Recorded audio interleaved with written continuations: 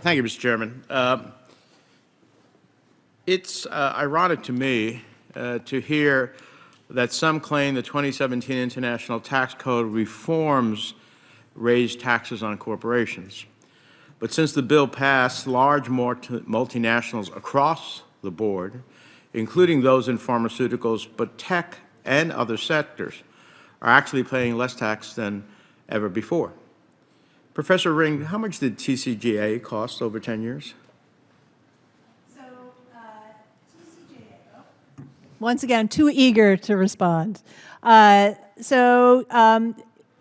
way I would put that is TCJA, the CBO score for making it permanent, was nearly $3 trillion. So I take that sort of as a big anchor.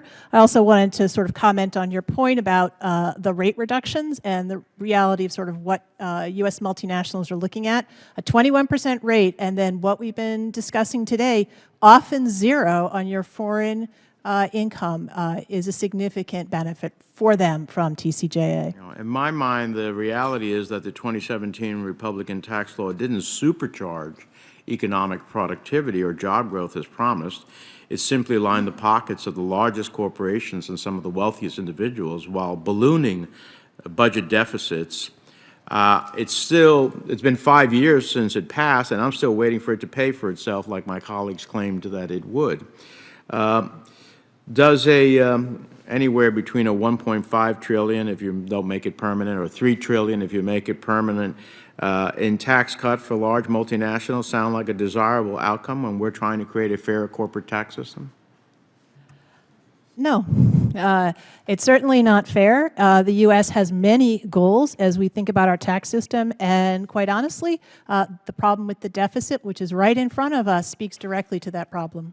Now, one of the consequences when the Republicans rushed partisan tax giveaways are new provisions that have the potential to incentivize U.S. companies to offshore their manufacturing. Excuse me. When manufacturing gets shipped abroad, that means fewer good-paying jobs here at home and a higher likelihood of disruption to the nation's supply chain. Professor Ring, isn't it true that the 2017 Republican tax law now gives U.S.-based companies a tax break for owning factories abroad? Yes, it does. And we've been talking at different points about offshoring income, reporting your income offshore.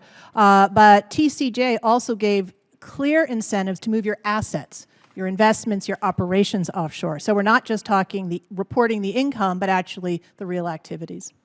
Now, are tech companies taking advantage of that as well? We're seeing it across the board. Yeah.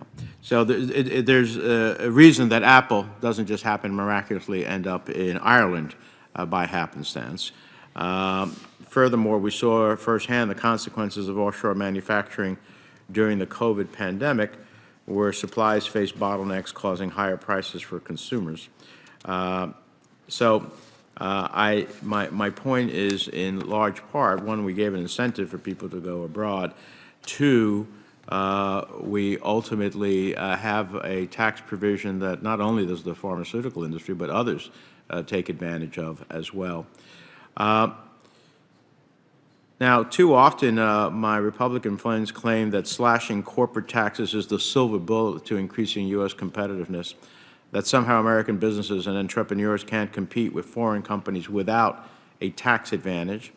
It seems to me that in order for the United States to outcompete foreign competitors, we need to out-innovate them.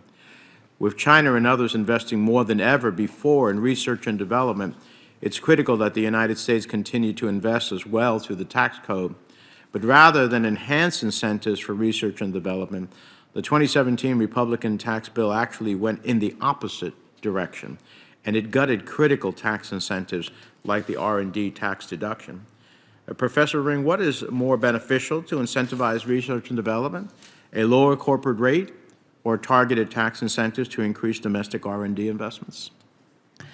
So let me answer that in two parts. First, I would say that the idea that higher rates, and I'm talking within the bands that we've been seeing, are bad for U.S. business, would drive it out.